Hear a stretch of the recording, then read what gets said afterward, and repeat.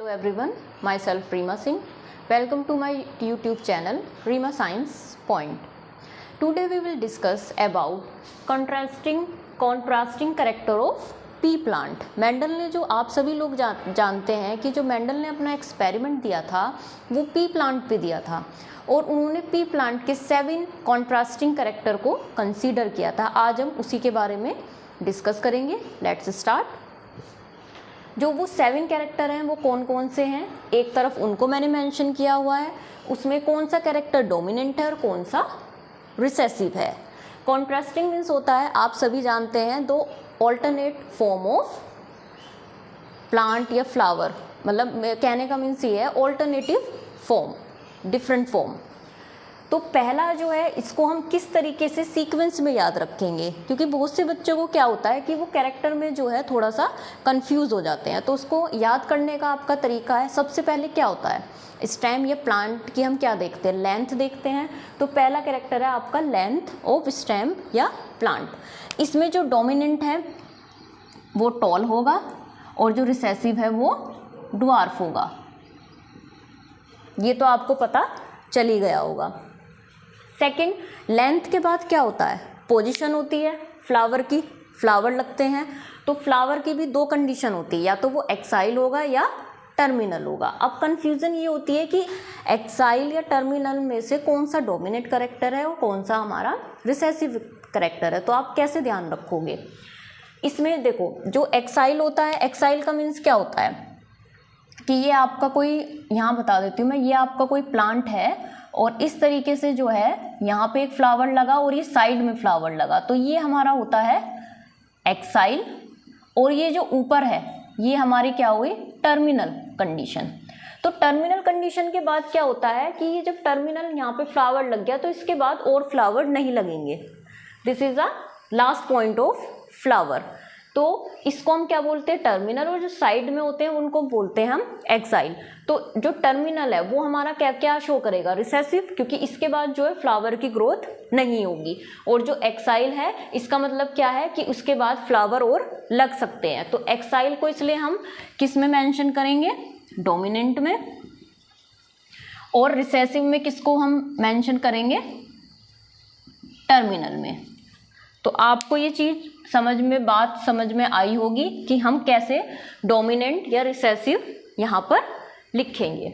उसके बाद जब तीसरा हम कैरेक्टर लेते हैं shape of pod. Pod means होता है जो फली लगती है हमारी, जैसे आपने मटर का पौधा देखा होगा, तो मटर के पौधे में क्या होता है, जो बाहर ये जो कवरिंग होती है लाइक दिस होता है ना, इस तरीके से, तो ये तो कोटिलेडन्स होता है उसका, और इस तरीके से यहाँ पर जो है ये सीड लगे होते हैं पी के।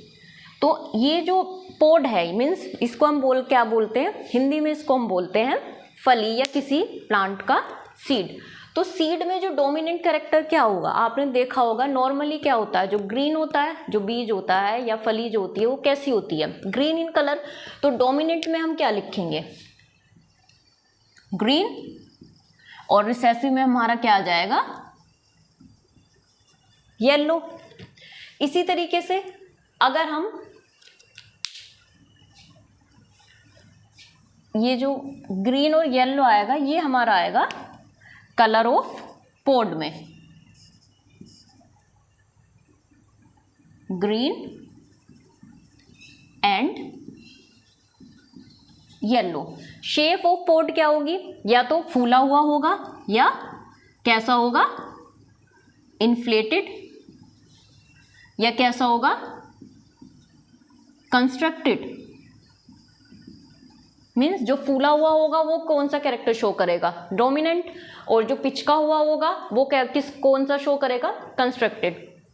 इसी तरीके से अगर हम शेप ऑफ सीड की बात करते हैं तो राउंड हमारा किस में होगा, हमने डाई हाइब्रिड क्रॉस में भी पढ़ा है, राउंड हमारा किस में लिखते हैं हम, डोमिनेंट कैरेक्टर को शो करता है, और जो रिंकल्ड है वो किसको शो करता है, हमारा रिसेसिव कैरेक्टर को शो करता है। इसी तरीके से अगर हम कलर ऑफ कोटिलेडन्स की बात करें तो आपका जो है येलो यहाँ पर डोमिनेंट हो जाएगा और ग्रीन आपका यहाँ पे रिसेसिव हो जाएगा। क्लियर। इसी तरीके से अगर हम कलर ऑफ फ्लावर की बात करें तो जो वॉयलेट कलर होता है वो डोमिनेंट होता है और जो वाइट होता है वो हमारा कैसा होता है, रिसेसिव।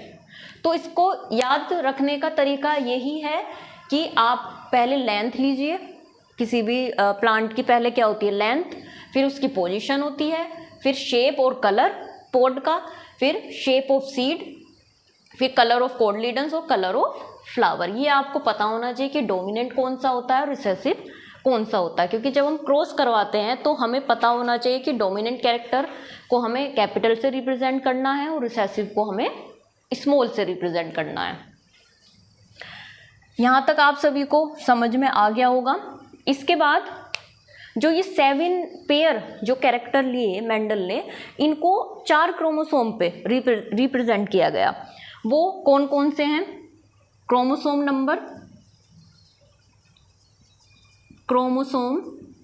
नंबर है आपका 1, 4, 5, 7। मीन्स ये जो 7 पेयर जो कैरेक्टर हैं ये मेंडल ने 4 क्रोमोसोम पर रिप्रेजेंट किए या प्रेजेंट किए। वो हैं, आपको क्रोमोसोम नंबर पता होने चाहिए 1, 4, 5, 7, क्योंकि कभी कभी एग्जाम में पूछा जाता है कि how many number of chromosome present in a contrasting character of P plant. तो कितने होते हैं आपके? 4, 1, 4, 5, 7। अब जो क्रोमोसोम नंबर 1 है, क्रोमोसोम नंबर पे आपका कलर ऑफ कोटलीडन्स और कलर ऑफ फ्लावर सिचुएटेड होता है। किस पे? इसको आप ऐसे भी याद रख सकते हैं, CF मीन्स कलर ऑफ कोटलीडन्स और कलर ऑफ फ्लावर। ये किस पे प्रेजेंट होता है? क्रोमोसोम नंबर 1 पर। उसके बाद क्रोमोसोम 4 पर हमारा 1, 2, 3 यानी कि length of plant, position of flower और शेप ऑफ पोड प्रेजेंट होता है। इसको हम इस तरीके से भी लिख सकते हैं। इसको याद करने के लिए आप अपनी तरफ से भी जो है कोड या इस तरीके से यूज कर सकते हैं। तो नंबर, क्रोमोसोम नंबर पे आपका क्या होता है, इसको हम इस तरीके से भी लिख सकते हैं, SP